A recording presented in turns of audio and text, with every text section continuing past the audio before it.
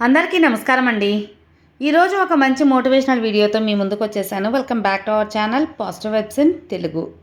మనల్ని వదిలేయాలి అనుకునే వాళ్ళు ఖచ్చితంగా ఇలాగే ప్రవర్తిస్తారు.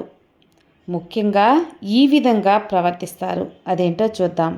ఒకటి, మనకు సమయం ఇవ్వడం తగ్గిస్తారు. ఇక రెండవది, మౌనంగా మనకు ఇవ్వాల్సిన ప్రాధాన్యత ఇవ్వకుండా వేరొకరికి ప్రాధాన్యత ఇస్తారు. అర్థమైందా?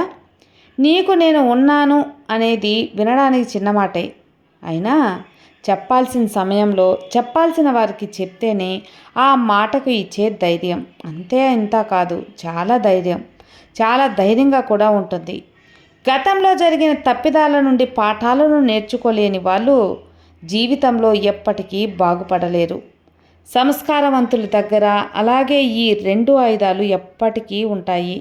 ఒకటి, సమస్యలు పరిష్కరించుకోవడానికి చిరునవ్వు. రెండవది, అసలు సమస్యలే రాకుండా ఉండటానికి మౌనం. ఈ రెండు ఆయుధాలు. కొన్నిసార్లు ఏ తప్పు లేకపోయినా కూడా తగ్గడం తప్పు కాదు.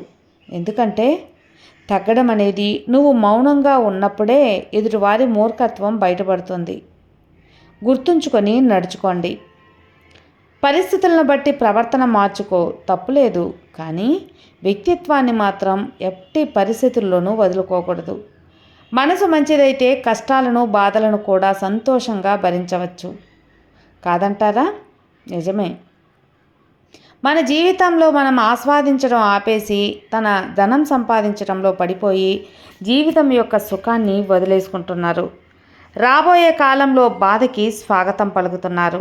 మీ సంతానం సంస్కారవంతులైతే వాళ్ళు స్వయంగా ఈ యొక్క ప్రపంచాన్ని నిర్మించుకుంటారు. ఒకవేళ అసంస్కారవంతులైతే మీరు ఏర్పరిచిన ప్రపంచాన్ని కూడా వారే నష్టపరుస్తారు. ఒకవేళ జీవితంలో ఏదైనా పొందాలి అనుకుంటే జ్ఞానాన్ని సంపాదించండి, ప్రేమని సంపాదించండి. అప్పుడే జీవితం సుఖమేమవుతుంది. అంతే కదా. ధర్మం గురించి ప్రతి ఒక్కరూ చర్చిస్తారు, కానీ ధర్మం గురించి మాత్రం తెలుసుకోలేకపోతూ ఉంటారు. ధర్మం వలన గౌరవం లభిస్తుంది. జీవితంలో ఎవరికైనా సరే అవమానాలు ఎదురైతే వారు ధర్మానికి కట్టుబడి ఉండలేదని భావించాలి. ఇక ఒకవేళ పుట్టుకతోనే కేవలం అవమానాలే ఎదుర్కొన్న వ్యక్తి ఏం చేయాలి అనే ప్రశ్న వచ్చినప్పుడు అధర్మానికి సహకరించకుండా గౌరవం కోసం సంఘర్షణ చేయాలి. తమ హక్కుల కోసం ఖచ్చితంగా పోరాడాలి.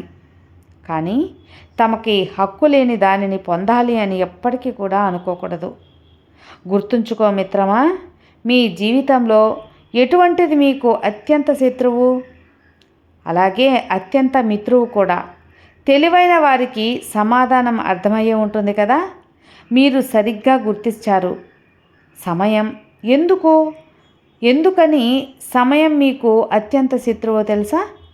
అలాగే అత్యంత మిత్రువు కూడా ఎందుకో తెలుసా? సమాధానం సమయం యొక్క ఉపయోగం. ఎవరైతే సమయాన్ని సరిగ్గా ఉపయోగించుకుంటారో వారు జీవితంలో అన్ని లక్ష్యాలను చేరుకుంటారు. ప్రపంచం వారిని గుర్తిస్తుంది, వారికి మర్యాద ఇస్తుంది. ఇక ఎవరైతే సమయం యొక్క విలువని తెలుసుకోకుండా కాలాన్ని వృధా చేస్తూ ఉంటారో, ఎవరైతే సమయాన్ని నిర్లక్ష్యం చేస్తూ ఉంటారో ప్రపంచం వారిని ఖచ్చితంగా మర్చిపోతుంది. అందుకే సమయాన్ని సరిగ్గా ఉపయోగించుకోండి, దాన్ని వ్యర్థం చేయకండి. మీ మంచిని సమయం మీరంటే ఏంటో తెలియజేస్తుంది ప్రపంచానికి, కానీ మీ చెడు సమయం ప్రపంచం అంటే ఏంటో మీకు తెలియపరుస్తుంది, స్పష్టంగా తెలియపరుస్తుంది. మనం ఒక సమస్యను పరిష్కరిస్తే ఇక అదే మనకు సమస్యగా మారితే ఇదే అసలు సమస్య. ప్రాబ్లం ఎప్పుడు కూడా వస్తూ ఉంటాయి, సమస్యలను సృష్టిస్తూ ఉంటాయి. ఇక వాటిని ఎలా పరిష్కరించాలి, ఎలా అంటే అన్నీ మనసుపై ఆధారపడి ఉంటుంది. మీ మనసే అదుపులో పెట్టుకుంటే అన్నీ సర్దుకుంటాయి. ఎవరైనా ధనం మీద ఉన్న ఆశపై అదుపు సాధిస్తే ఆ ధనం అతడు సమాజ సేవకై ఉపయోగిస్తాడు, లేదు శుభకార్యాల కోసం ఉపయోగిస్తాడు. దాంతో కనుక ధనాన్ని కూడబెట్టచ్చు. దొంగలు పడతారన్న సమస్య తీరిపోతుంది. ఇప్పటికే ఆ దొంగ విషయానికి వస్తే కనుక ఆ దొంగ తమ మనసుపై అదుపు సాధించి దాన్ని సద్వినియోగం చేస్తే కనుక ఈ భూమిపై ఎవ్వరు కూడా అతని దొంగ అనే సమస్య ఉండదు. జీవితంలో సమస్య ఎంత పెద్దదైనా ఎంత కఠినమైనదా దానికి కవచం ఒక్కటే. ఇక ఆ కవచం ఏంటి అంటే ఆత్మనిగ్రహం.